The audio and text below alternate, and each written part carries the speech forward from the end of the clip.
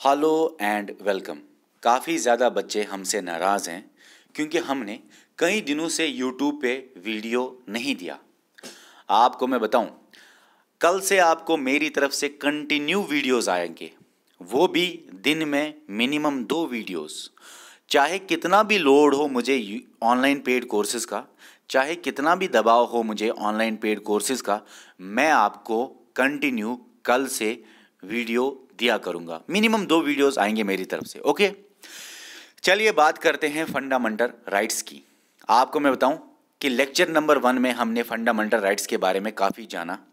इस लेक्चर में हम सीखेंगे फंडामेंटल राइट्स की कैटेगरीज जो हैं आर्टिकल 14 से लेकर 32 तक, उन कैटेगरीज को कैसे याद रखें, कैसे आर्टिकल 14 से लेकर 32 तक हम याद रखें, कौन कौन सा आर्टिकल किस किस फंडामेंटल राइट्स की कैटेगरी में आता है, ऐसे सवाल बनते हैं।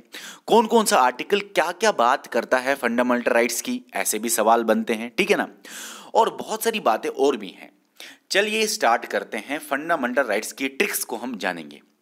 सबसे पहले आपको याद रखना है, जब भी आपके दिमाग में फंडामेंटल राइट्स आता है तो आपके दिमाग में आना चाहिए, देखो क्या, ई एफ ई, और उसके बाद ई के बाद फिर से एफ आएगा और फिर ई आएगा, एफ और ई। ठीक है ना, ई एफ ई याद रखा, बहुत आसान है, बहुत आसान है, बहुत आसान है। उसके बाद ई से याद रखना है equal, E Q U A L, 5 letters का वर्ड है ना, 5 लेटर्स का वर्ड है ना।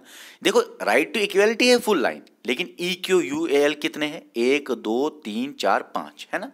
इसी तरह राइट टू फ्रीडम आएगा, एफ से फ्रीडम आएगा, लेकिन एफ आर ई ई, फ्री भी एक वर्ड है ना, फ्रीडम भी वर्ड है लेकिन फ्री भी तो वर्ड है ना। ओके, जैसे इक्वल वर्ड था।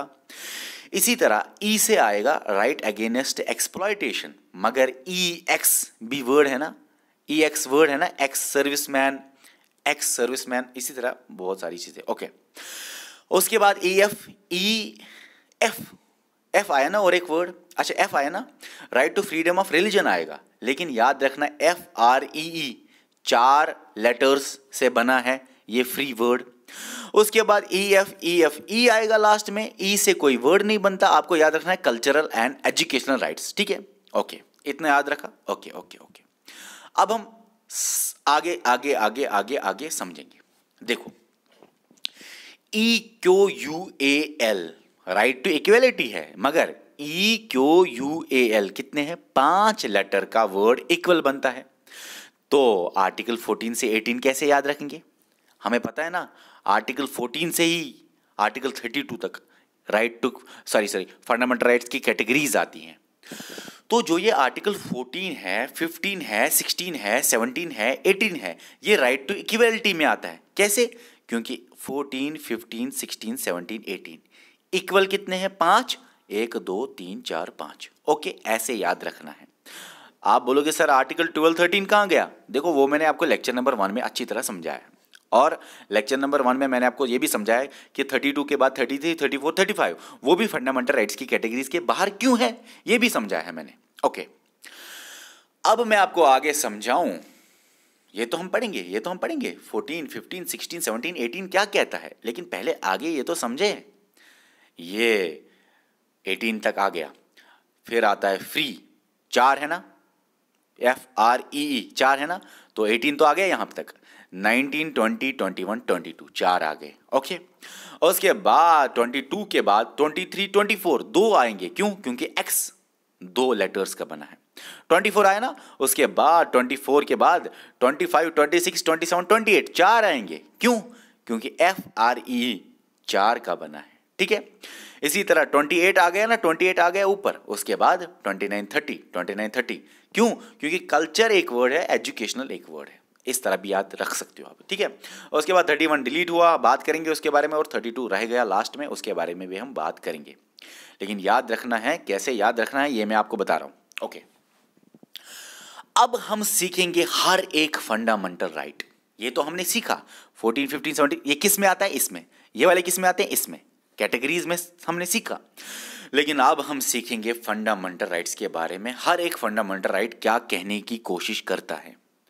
हम फंडामेंटल राइट्स को आगे आने वाले वीडियो में सीखेंगे, जो कि आपको कल मिलेगा। लेकिन इस वीडियो में हम सीखेंगे कौन सा फंडामेंटल राइट्स क्या कहने की कोशिश करता है, कीवर्ड हम सीखेंगे। अगर आप पहले कीवर्ड याद रखोगे ना, ये वाला फंडामेंटल राइट एक बात, ये इस वाले फंडामेंटल राइट के बारे में एक बात, इस वाले फंडामेंटल राइट्स के बारे में एक वर्ड, अगर आप कीवर्ड याद रखोगे दिमाग में तो आपके लिए पूरा का पूरा फंडामेंटल राइट बहुत आसान बन जाएगा। ओके, चलिए आगे स्टार्ट करते हैं। सबसे पहले आपको याद रखना है, ये एक महाराजा है, महाराजा है ये, ठीक है। महाराजा का ये फीट है, उसके बाद ये 14 है, आर्टिकल 14 फीट है। उसके बाद सेक्सुअल ऑर्गन होता है, उसको आप आर्टिकल 15 मान लीजिए। उसके बाद पेट होता है, उसको आप आर्टिकल 16 मान लीजिए। उसके बाद हाथ आते हैं, आर्टिकल 17। उसके बाद सिर आता है, आर्टिकल 18। फीट 14, सेक्सुअल ऑर्गन 15, पेट अरे भाई स्टोमक 16, हाथ हैंड 17 और हेड ताज मतलब हेड 18। ओके मतलब ताज जो हेड के ऊपर होता है। ओके, अब ये बहुत आसान है, 14 से 18 याद रखना आसान है। कैसे?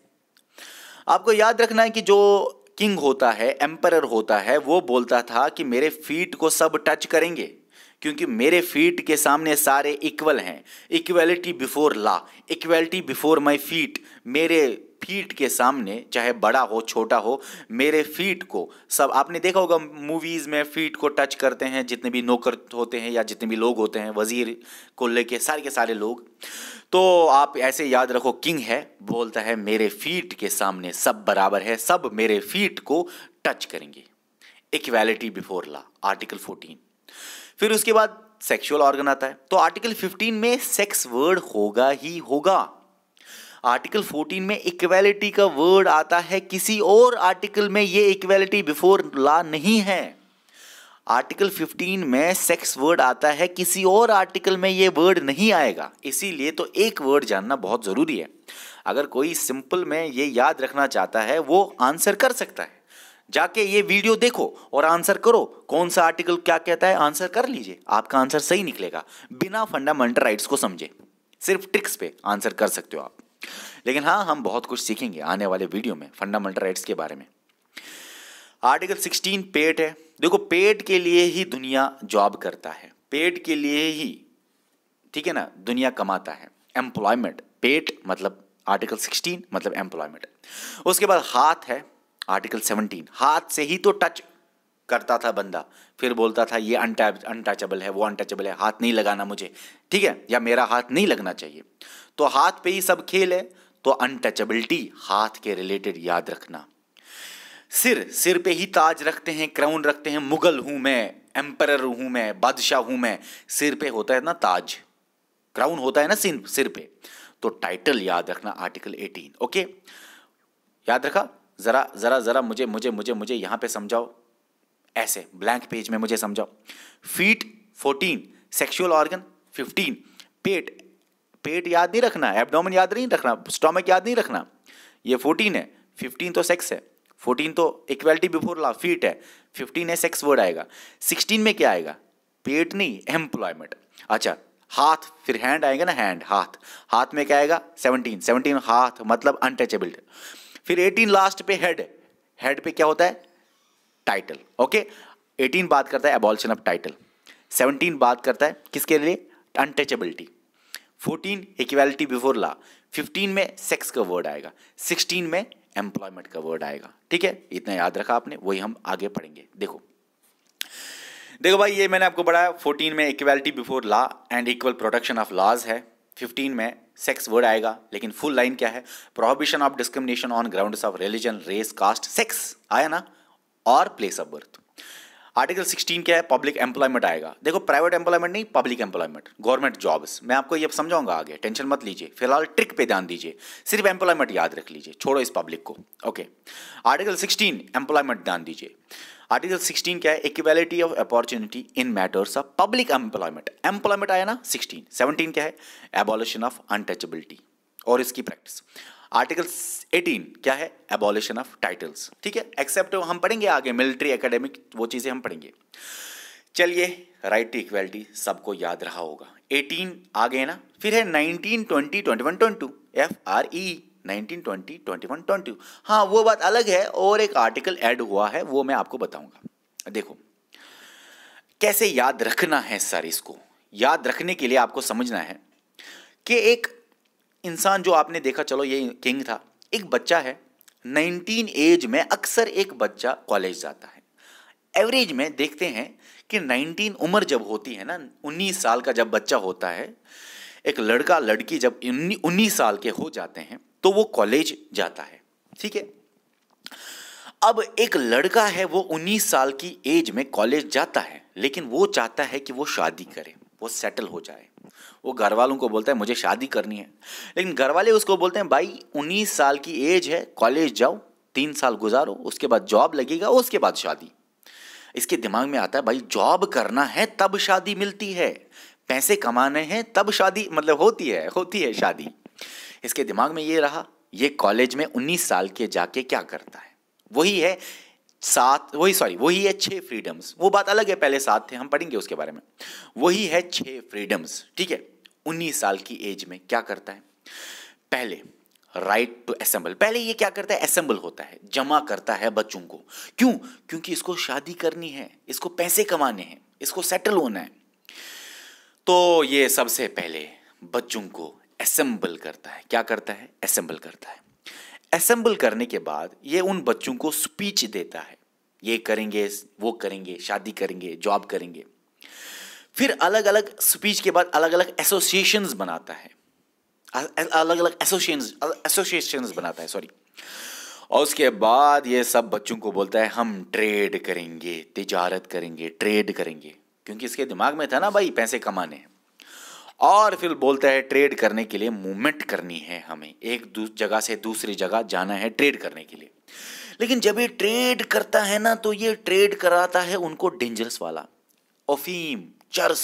मान लो चरस, ये बोलता है उनको हम चरस बेचेंगे, क्योंकि इसने देखा चरस से बहुत ज़्यादा पैसे कमाता है बंदा, इसीलिए तो आगे ऑफेंस करेगा, इसीलिए तो इसकी लाइफ और लिबर्टी पे खतरा हो जाएगा, इसीलिए तो इसको माँ आएगी छुड़ाने और बोलेगी एजुकेशन देंगे, इसीलिए तो आगे ये सीखेगा कि भाई अब मुझे अच्छी तरह चरस नहीं, अब मुझे बहुत बड़े बड़े बड़े बड़े काम करने हैं, जुर्म करने हैं, और ये पढ़ेगा मैं कैसे अरेस्ट और डिटेंशन से बच जाऊं। इसके आगे ये करेगा बुरे बुरे काम, बहुत खतरनाक काम। चरस तो छोटी छोटी बात है, ह्यूमन ट्रैफिकिंग, चाइल्ड लेबर, लेकिन आखिर पे ये अपने दीन पे आएगा, अपने रिलीजन पे आएगा, और इसको ऊपर वाला याद आएगा, और ये अपने गुनाहों की तौबा करेगा, और ये अच्छे अच्छे काम करेगा, और ये फिर लास्ट में सुप्रीम कोर्ट में देखेगा कैसे जाना है। ओके, वो सारी चीज़ें हम पढ़ेंगे। चलो, अच्छा, इसको क्या करना था? शादी करनी थी। इसने असेंबल किया, स्पीच दे दिया, एसोसिएशन बनाया, ट्रेड किया। ट्रेड के बाद मूवमेंट करना है, और मूवमेंट करने के बाद असल में इसको क्या होना था? सेटल। अब देखो, याद रखना 16 राइट, ये 6 फ्रीडम्स है। 16 क्या, सॉरी 19, 6 फ्रीडम्स है। ओके, सबसे पहले असेंबल है, right to assemble, right to speech and expression, ठीक है ना, right to make associations, trade, right of movement, right of trade या प्रोफेशन का कोई right, right to settle in any part of territory of India, ठीक है ना, ठीक है ना। इतना समझ में आया कि नहीं आया? हाँ, राइट टू सेटल या राइट ऑफ रेजिडेंस आगे हम पढ़ेंगे, लेकिन 19 के रिलेटेड आपको याद रहने चाहिए। सबसे पहले इसको क्या करना है? सबसे पहले ये काम करता है, असेंबल करता है, जमा करता है, फिर स्पीच देता है, फिर एसोसिएशन बनाता है, फिर ये बोलता है हमको क्या करना है? ट्रेड करेगा, फिर ट्रेड के बाद ट्रेड के लिए मूवमेंट करनी पड़ेगी, और लास्ट में इसको क्या करना है? सेटल। 1 2 3 4 5 6 फ्रीडम्स आर्टिकल 19 बात करता है। ओके, आर्टिकल देखो, इसने ट्रेड बोला करने के लिए, लेकिन गलत काम इसने बोला करने के लिए, चर्च का ट्रेड। इसीलिए आर्टिकल 20, इसीलिए 20 साल की एज में इसको पुलिस लेता है। क्यों? क्योंकि इसने ऑफेंस किया, इसने जुर्म किया। आर्टिकल 20 बात करता है जुर्म करने के बाद क्या फ्रीडम है। आर्टिकल 20 में वर्ड है ऑफेंस, इसको भूलना नहीं। आर्टिकल 20 बात करता है ऑफेंस करने के बाद protection in respect of conviction for offences. Offence convict किया, जुर्म किया, तब आर्टिकल 20 बोलता है तब भी आप अपने आप को कैसे बचा सकते हो ऑफेंस करके भी, ठीक है, वो हम पढ़ेंगे क्या क्या तरीके हैं। No ex post to facto law, no double jeopardy, no self incrimination, बहुत सारी बातें हैं और भी। इतना ही नहीं जो आपके लक्ष्मीकांत में है उतना ही नहीं, सब कुछ खेल उतना ही नहीं होता। लक्ष्मीकांत के बाहर बहुत सारी बातें होती हैं जो आपको पढ़नी है। कल आपको समझ में आ जाएगा जब हम आपको पढ़ाएंगे। लक्ष्मीकांत तो कुछ है ही नहीं, लक्ष्मीकांत के थोड़े से बाहर भी हमें जाना पड़ेगा पूरी पिक्चर देखने के लिए। लक्ष्मीकांत आपको बहुत अच्छी बुक है, बहुत अच्छी बुक है, लेकिन आपको आधी पिक्चर दिखाएगी, मतलब 90% 80% चीज़ें बताएगी। जो बाकी की 20% है ना, वो उससे आपको पूरी पिक्चर याद रह जाएगी, क्लियरिटी आ जाएगी। ओके, अच्छा उसके बाद आर्टिकल 21, अच्छा इसने ऑफेंस किया, ये जेल में है, ऑफेंस किया, ये जेल में है, और इसके जेल में होने से आर्टिकल 21 मतलब 21 साल की एज में या उसके बाद जेल में रहने से इसको लाइफ और लिबर्टी पे खतरा आ जाता है, ठीक है, लाइफ और लिबर्टी। और उसके बाद आर्टिकल 21 ए में आ जाता है, बीच में इसके घर से माँ आती है, बोलती है ये जेल में है, आर्टिकल 21 जेल में लाइफ एंड लिबर्टी का खतरा। इसकी माँ आती है, बोलती है इसको मैं एलिमेंट्री एजुकेशन दूंगी, इसको मैं एजुकेशन दूंगी, आप उसको छोड़ दो, इसने ऑफेंसेस किया ना, इसने जुर्म किया ना, मैं इसको फिर से पढ़ाऊंगी, वो भी एलिमेंट्री एजुकेशन, ठीक है, इसको मैं फिर से पढ़ाऊंगी। ये कौन सा आर्टिकल है? 21, protection of life and personal liberty. ये कौन सा आर्टिकल है? 21A, मतलब जो अमेंडमेंट से आया है। ए का मतलब क्या है? अमेंडमेंट से आया है।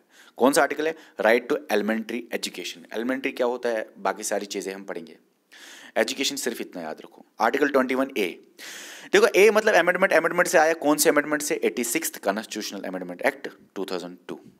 अच्छा, उसके बाद माँ ने जब उसको छुड़ाया आर्टिकल 21A कि मैं इसको एजुकेशन दूंगी, लेकिन इसने एजुकेशन ले ली, लेकिन कुछ और ही पढ़ा इसने। क्या पढ़ा? अब मैं ऑफेंस करके भी जेल में कैसे ना जाऊं, अब मैं जुर्म करके भी कैसे अपने आप को बचाऊं अरेस्ट से और डिटेंशन से। अरेस्ट होता है पकड़ना, डिटेंशन होता है जेल में भरना। Protection against arrest and detention पढ़ेंगे हम आर्टिकल 22 में, ठीक है। अच्छा रिपीट, ये याद करें, फ्रीडम में FRE 19 से 22 तक, 19, 20, 21, 22, ठीक है। 19 क्या बढ़ता बात करता है? 6 फ्रीडम से। असेंबल, ठीक है, असेंबल सबसे पहले, स्पीच, एक्सप्रेशन, एसोसिएशंस, ठीक है, फिर ट्रेड, फिर मूवमेंट, फिर सेटल, ठीक है ना, यही था ना, 6 फ्रीडम आ गए। उसके बाद आर्टिकल 20, जुर्म किया ना, ट्रेड गलत किया, आर्टिकल 20 मतलब ऑफेंस किया। ऑफेंस वर्ड को याद रखो, बस आपका टेंशन खत्म, ऑफेंस किया। फुल लाइन आपको फिर रखने की कोई बात नहीं, हम आपको बताएंगे फुल लाइन रखने की वैसे जरूरत है भी नहीं उतनी। अगर आप सिर्फ ऑब्जेक्टिव करना चाहते हो वैसे भी आप ट्राई कर सकते हो, घर में ऑब्जेक्टिव करो, आपका निकल जाएगा। Protection in respect of conviction for offences, okay. Article 1920, फिर 21 में क्या है? लाइफ एंड लिबर्टी का खतरा है क्योंकि जेल में है। 21A एलिमेंट्री एजुकेशन इसको देनी पड़ेगी, लेकिन इसने क्या सीखा 22 में? कि मैं ऑफेंस करके भी कैसे प्रोटेक्शन करूं against arrest and detention, okay, article 22। और उसके बाद इसको थोड़ा सा रिवाइज करो ताकि आपको अच्छी तरह याद रहे। उसके बाद राइट अगेंस्ट एक्सप्लॉयटेशन, EX 2 तो 2 ही है। अब इसने एक बार सीखा कि मैं कैसे जुर्म से बच जाऊं, जुर्म करके भी मैं कैसे बच जाऊं, protection against arrest and detention. और इसने फिर बड़े बड़े जुर्म करने स्टार्ट किए, ह्यूमन ट्रैफिकिंग, ठीक है ना, ह्यूमन ट्रैफिकिंग या फोर्स्ड लेबर भी आएगा, पढ़ेंगे हम आगे। और आर्टिकल 24 चाइल्ड लेबर भी, ह्यूमन ट्रैफिकिंग के बाद इसने चाइल्ड लेबर भी किया, मतलब बहुत ज्यादा इसने जुर्म किया। फिर इसको आखिर पे अपना रिलीजन याद आया, क्योंकि ऊपर वाले के पास तो जाना है ना मर के, तो इसलिए right to freedom of religion, FRE 4 है, तो 1, 2, 3, 4। 25 बात करता है सबसे पहले कंसाइंस का, वो 2 आर्टिकल पता है, 23, 24। 23 बात करता है prohibition of traffic in human beings and forced labour. 24 जो मैंने आपको ऊपर बताया, prohibition of employment of children in factories. आप रख सकते हो ऐसे भी याद, भाई आप सिर्फ इतना याद रखो, चाइल्ड लेबर काफी है, ह्यूमन ट्रैफिकिंग काफी है। आप खुद ही ऑब्जेक्टिव को टिक करोगे, गारंटी देता हूं मैं, आप कर लीजिए, आपके सामने जितने भी ऑब्जेक्टिव्स है कर लीजिए इसके बाद, okay. Right to freedom of religion 4 है, फ्री है 4 है। 25 कंसाइंस मतलब 25 होता है, सबसे पहले इसके दिमाग में आया रिलीजन। फिर इसने बोला मैं रिलीजियस अफेयर को बनाऊंगा, टेम्पल बनाऊंगा, गुरुद्वारा बनाऊंगा, मस्जिद बनाऊंगा। फिर इसके दिमाग में आया मुझे गवर्नमेंट को टैक्स नहीं देना है, रिलीजन को प्रमोट करने के लिए गवर्नमेंट हमसे टैक्स नहीं ले सकता क्योंकि ये सेक्युलर कंट्री है। फिर इसके दिमाग में आया मुझे रिलीजियस इंस्ट्रक्शंस अटेंड भी करने हैं, ठीक है। अच्छा, इसके बारे में हम पढ़ेंगे आगे। देखो 25 क्या बोलता है, कंसाइंस, फुल लाइन क्या है, conscience free profession practice propagation of religion. दिमाग में सोचना, कंसाइंस, प्रोफेशन, ठीक है ना, प्रैक्टिस प्रोपेगेशन ऑफ रिलीजन, ये सारे इसमें आते हैं। जब इसके दिमाग में सारा रिलीजन आ गया 25 आर्टिकल में, फिर ये बोलता है हमको रिलीजियस अफेयर मैनेज करना होगा, freedom to manage religious affair, मस्जिद, गुरुद्वारा, टेम्पल, ये सारी चीजें बनानी पड़ेंगी। फिर आर्टिकल 27 में ये बोलता है कि हमको टैक्स नहीं देना है for the promotion of any religion, government को टैक्स नहीं देना, freedom from payment of taxes for promotion of any religion. 28 में ये बोलता है हमको अटेंड करने हैं religious instructions, freedom from attending religious instructions और वर्शिप, ठीक है। कुछ एजुकेशनल इंस्टीट्यूशंस में हम आगे वो पढ़ेंगे, ये बात शायद आपको अच्छी तरह नहीं समझ आया होगा यहाँ पे, लेकिन आगे आपको क्लियर हो जाएगी। इस आर्टिकल में हमेशा हर एक बच्चे को कंफ्यूजन होता है। देखो ये मेरी गारंटी है, आपने जहाँ पे भी पढ़ा होगा ना, मैक्सिमम चांसेस है कि इस आर्टिकल पे आपको कंफ्यूजन हो गया होगा। जितना आपने आसान समझा ना इस आर्टिकल को, उतना आसान ही है नहीं। आगे हम पढ़ेंगे। फिर है कल्चरल एंड एजुकेशनल राइट्स। देखो एक है, एक वर्ड है, दो आगे 29 मतलब इसने बोला चलो रिलीजन तो ठीक है, अब जो माइनॉरिटीज है ना, जो कंट्री में कम लोग हैं ना, उनको प्रोटेक्शन देनी है, ये मेरी जिम्मेवारी है। रिलीजन तो ठीक है, लेकिन ह्यूमैनिटेरियन बेसिस पे हमको माइनॉरिटीज को सपोर्ट करना चाहिए कंट्री में। तो आर्टिकल 29 बोलता है कल्चर और आर्टिकल 30 बोलता है educational, culture education. Culture protect करना माइनॉरिटीज का, आर्टिकल 30 माइनॉरिटीज का, एजुकेशनल प्रोटेक्ट करना। उसके बाद और एक आर्टिकल 30 आया। आप बोलोगे सर और एक है category of fundamental rights, right to constitutional remedies, article 32। ये आर्टिकल 31 कहाँ गया? आर्टिकल 31 मैंने आपको पिछले लेक्चर में बताया है, राइट टू प्रॉपर्टी है। 44 देखो प्रॉपर्टी 1 2 3 4 5 6 7 8 लेटर्स का बना है, 4 4 8 और लास्ट में 8 ही है। 1976 नहीं है, 1978 है। ओके अच्छा, इसी तरह राइट टू प्रॉपर्टी किस अमेंडमेंट से डिलीट हुआ? अक्सर कंफ्यूजन होता है, 44th है कि 42nd है। प्रॉपर्टी कितने? 4 4 8। 44th कॉन्स्टिट्यूशनल अमेंडमेंट एक्ट 1978, 8 है लास्ट में, 4 4 8। ओके यहां तक समझ में आ गया।